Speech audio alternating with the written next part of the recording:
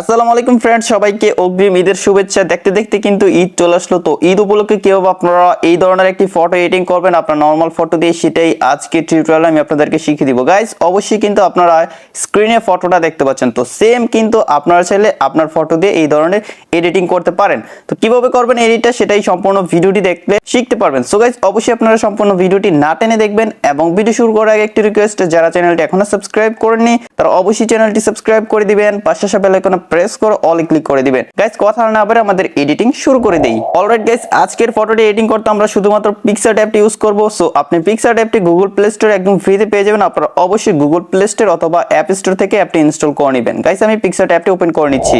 অ্যাপটি ওপেন করে দেওয়ার পর গাইস সবাই আমরা সেম একটা ইন্টারফেস পেয়ে যাবো। তো নিচে খেয়াল করুন, এখানে একটি প্লাস আইকন দেখা যাচ্ছে। আপনারা সিম্পলি এই প্লাস আইকনটাতে ক্লিক করে দিবেন। ক্লিক করে দেওয়ার পর গাইস প্রথমে আপনাকে একটি ব্যাকগ্রাউন্ড সিলেক্ট করে নিতে হবে। তো আজকের ফটোটি এডিটিং করতে যা যা প্রয়োজন হচ্ছে, পিএনজি, ব্যাকগ্রাউন্ড, সবকিছু ডাউনলোড লিংক ভিডিও ডেসক্রিপশনে দেওয়া আছে। আপনারা সেই লিংকে ক্লিক করলে সরাসরি আপনারা সবগুলো ফাইল পেয়ে যাবেন। আপনারা অবশ্যই সেই ফাইলগুলো ডাউনলোড করে নেবেন। তো কি কি ফাইল ডাউনলোড করবেন সেটা দেখে নিচ্ছি। আপনারা দেখতে পাচ্ছেন এখানে ব্যাকগ্রাউন্ড রয়েছে, তারপর এখানে কিছু বার্ডের পিএনজি রয়েছে, তারপর লাইট রয়েছে, তারপর এখানে একটি মুন রয়েছে এবং একটি শ্যাডো রয়েছে। সো অবশ্যই আপনাকে সবগুলো পিএনজি ডাউনলোড করে নিতে হবে এই ফটোটি এডিটিং করতে হলে। তো প্রথমে আপনাকে এই ব্যাকগ্রাউন্ডটা সিলেক্ট করে দিতে হবে। তো আমরা ব্যাকগ্রাউন্ডটা সিলেক্ট করে দিব। এখন আমরা এই ব্যাকগ্রাউন্ডে আমাদের নরমাল একটি ফটো অ্যাড করব।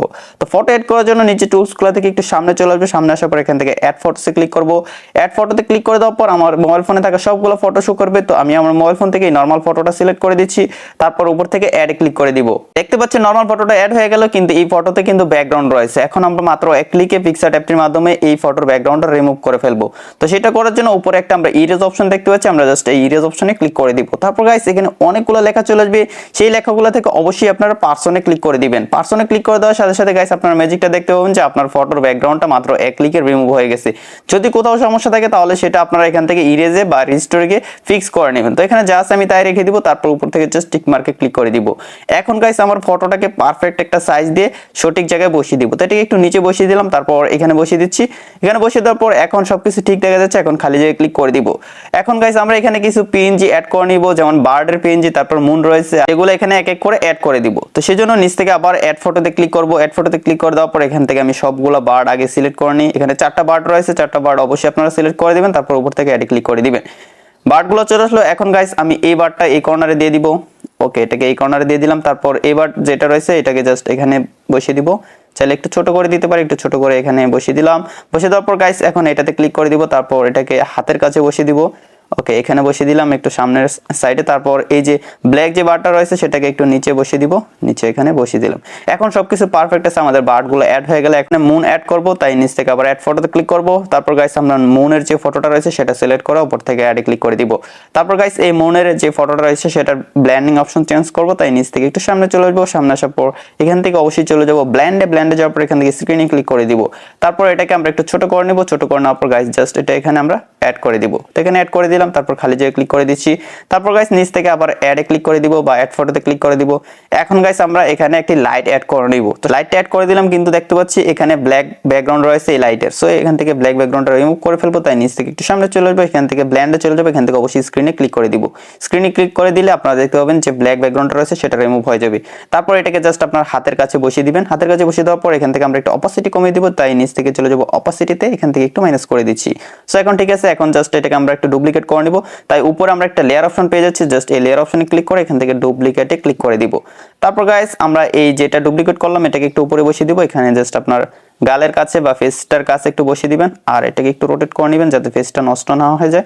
সো আমি এখান থেকে রোটেট করে জাস্ট এইভাবে বসিয়ে দিচ্ছি। এখন কিন্তু দেখতে একটু রিয়েলিস্টিক মনে হচ্ছে। আমাদের এই লাইটটা রয়েছে সেই লাইটটা কিন্তু ফেসে পড়তেছে। সো আপনি কিন্তু আপনার ফেসের কাছাকাছি এই লাইটটা অ্যাড করে দিবেন। এখন গাইস আমি এখান থেকে জাস্ট টিক মার্কে ক্লিক করে দিব। তারপর গাইস নিচ থেকে আবার আমরা অ্যাড ফটোতে ক্লিক করব। এখন জাস্ট আমরা শ্যাডোটা অ্যাড করব। তাই নিচে আমরা চলে আসবো, নিচ থেকে জাস্ট শ্যাডোটা সিলেক্ট করে দিলাম। তারপর উপর থেকে অ্যাডে ক্লিক করে দিচ্ছি। এখন জাস্ট এই শ্যাডোটাকে একটু বড় করে নিব। তারপর এখান থেকে আমরা একটু নিচে বসিয়ে দিচ্ছি। চাইলে আপনারা অপাসিটি বাড়াতে কমাতে পারেন, এখানে জাস্ট আমি তাই রেখে দিব। তারপর গাইস উপর থেকে টিক মার্কে ক্লিক করে দিব। এখন গাইস আমাদের ফটোতে ঈদ মোবারক লেখাটা অ্যাড করে দিব। তাই নিচ থেকে আমি আবার অ্যাড ফটোতে গিয়ে আমাদের ঈদ মোবারক লেখা যে পিএনজিটা রয়েছে সেটা অ্যাড করে দিচ্ছি। তো দেখতে পেলেন ঈদ মোবারক লেখাটা বা পিএনজিটা চলে আসলো। এখন জাস্ট আমরা এটাকে একটু ছোট করে নিচ্ছি। ছোট করে নেওয়ার পর এটাকে মাথার উপরে বসিয়ে দিব। তারপর এটা ব্ল্যান্ডিং অপশন চেঞ্জ করব। তাই নিচ থেকে আবার চলে যাব ব্ল্যান্ডে যাওয়ার পর এখান থেকে অবশ্যই স্ক্রিনে দিয়ে দিব, তাহলে এই লেখাটা স্পষ্ট দেখা যাবে। তো আপনারা অবশ্যই সেম ভাবে আপনার এই পিএনজিটা অ্যাড করে নেবেন। এখন উপর থেকে টিক মার্কে ক্লিক করে দিচ্ছি। গাইস দেখতে পেলেন মোটামুটি কিন্তু আমাদের এডিটিংটা কমপ্লিট হয়ে গেছে। এখন জাস্ট আমরা কিছু কালার গ্রেডিং করে নেব বা কালার কারেকশন করে নেব। সেটা করার জন্য নিচ থেকে আমরা চলে যাব টুলসে যাওয়ার পর এখান থেকে অবশ্যই চলে যাব অ্যাডজাস্টে যাওয়ার পর প্রথমে রয়েছে ব্রাইটনেস। আপনার ফটোতে যদি ব্রাইট কম থাকে এখান থেকে অবশ্যই একটু ব্রাইটটা বাড়িয়ে নিতে পারেন। আমি এখান থেকে জাস্ট একটু বাড়িয়ে দিলাম। তারপর এখান থেকে ক্লিয়ারিটি অবশ্যই একটু বাড়িয়ে দিব, ক্লিয়ারিটি বাড়িয়ে দিলাম। তারপর এখান থেকে স্যাচুরেশন রয়েছে, স্যাচুরেশনটা চাইলে আপনারা বাড়াতে পারেন, আমি হালকা একটু বাড়িয়ে দিচ্ছি। তারপর চলে যাবো হিউতে যাওয়ার পর হিউটা একটু চেঞ্জ করে নেব যাতে ফটোর কালারটা চেঞ্জ হয়ে যায়।